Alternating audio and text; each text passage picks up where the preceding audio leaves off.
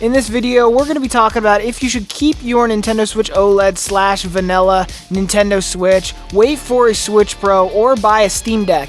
I'll be giving you all my opinions on this subject to see what camp you should be in when it comes to making your purchase, because I know there is a lot of misconceptions going around and a lot of things about the Steam Deck that are not true that are being said online, and I want to clear up a bunch of stuff as someone who owns a Switch OLED, a vanilla base Switch, a Switch Lite, and a Steam Deck. So, let's get into the video. So, as a lot of you know by now, I have owned the Valve Steam Deck for a couple of months, and I have to say, I have really been enjoying using it, and it definitely has replaced a lot of my portable time that used to go to the Nintendo Switch. My primary portable devices lately have been the Nintendo 3DS and the Steam Deck, and I'll get into why that is later in the video, but basically I want to talk about in this video, did the Steam Deck come in and replace whatever the Nintendo Switch Pro was going to be for a lot of people? And that's kind of what we're going to talk about today. Now, I want to make one thing very clear, because a lot of people are spreading this misconception that you can just download Yuzu and, well, that's it. You no longer need to own a Nintendo Switch. You can get Metroid Dread, you can get Xenoblade, you can get Bayonetta, you can get Breath of the Wild, you can get all these amazing games portable in the palm of your hand, and they will run fantastic, and it's just like you'll never need a Switch again, but that is all lies. The thing is that Yuzu is a very flawed system, and there is still so much more time and development it's going to need before it truly becomes a viable option on the Steam Deck. A lot of these games end up running just as bad as they do on Nintendo Switch, because by the time the Steam Deck has to run an entire emulator and the actual game, you're not getting the performance boost that you really think you're getting. Obviously, there is exceptions to this. There is some games that truly do run immaculate, but Xenoblade Chronicles 3 is one of them that really does not run great at all, and I do not think runs any better now. And the thing is that that is a major game, the biggest game that I have played on the Nintendo Switch this year, my most hyped game, best game I've played all year, game of the year. And the thing is I do not want to play it at a chugging frame rate that ends up worse than it does on my Nintendo Switch OLED with a worse screen as well. That just doesn't sound like fun to me. So, you know, the Steam Deck size and everything is a sacrifice because you get much more performance, but if you're getting the same performance, then at that point, I don't really see any reason to use a Steam Deck. So if you're buying a Steam Deck just to play first-party Nintendo games emulated, I really would not recommend this device. I think that this device would be better suited for people who are buying this device to use it like ReviewTech USA used to use his Nintendo Switch. The way he used to use it was to play a bunch of multi-platform games that came to the system portably. And the thing is that this system right here does that way better than the Nintendo Switch ever could. You have a whole library of Steam games, much bigger system of games to go off of, a Linux-based system, a lot of freedom, a lot of creativity, a lot of tinkering around you can do in the desktop mode, just a lot of fun. And the thing is that from that perspective, I do feel like Nintendo is going to lose some ground. The Steam Deck has already shifted 1 million copies, and a lot of people who are going to buy a Switch Pro are probably not going to buy that now.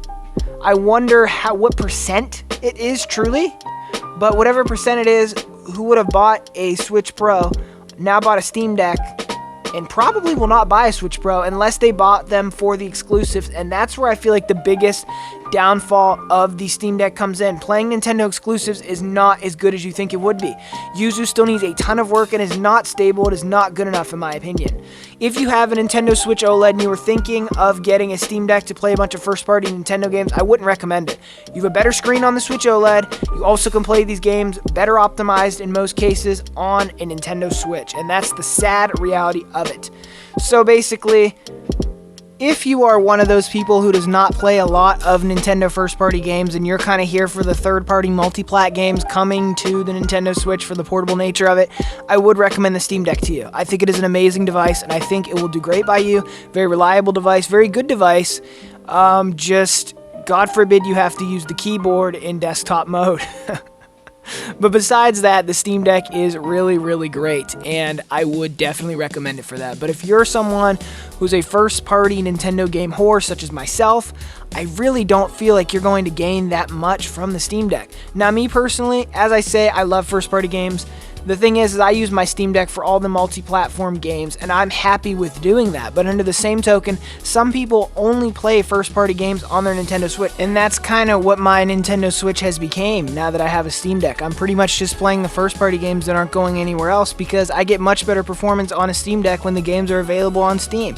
Natively on Steam OS, these games run really, really well. The Proton compatibility layer runs really, really well. You can pretty much get anything to run. And that's something that you cannot deny, you know?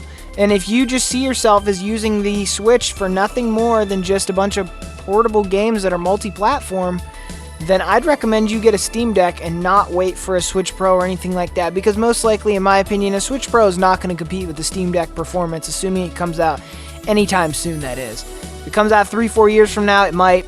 By then, I bet you Valve will have a better Steam Deck out with an OLED screen. Please, God, Valve, get an OLED screen on the Steam Deck. I'll sell mine tonight. But yeah, if you are someone who, you know, you just like first-party Nintendo games and you think Yuzu's just going to save your world and you'll just switch to the Steam Deck and it'll be way better, don't do it. Do not buy a Steam Deck. The screen is significantly worse. It's a much clunkier system. The battery life is significantly worse than the Switch OLED. Even though I don't find the battery life to be a problem like a lot of people, it's just factually significantly worse. And your games are not going to run much better. So you're losing a great screen, you're losing battery life, you're losing the portable factor of it being a lot smaller, less clunky, and you're not gaining much. Because if you were just playing first-party Nintendo games, then honestly, there's no reason to switch to the Steam Deck. You would be way better just getting a Switch OLED or waiting for a Switch Pro if you already have a Switch OLED but you're wanting to upgrade, or you already have a Switch, like a vanilla Switch or something, versus getting a Steam Deck if that's the boat you're in.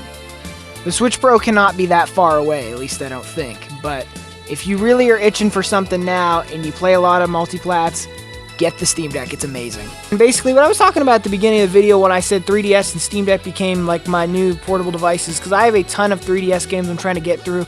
I've got through most of my Switch games that I really want to get through right now. I'm kind of waiting for new ones to come out. I have a ton of 3DS games to get through. I'm still trying to get through.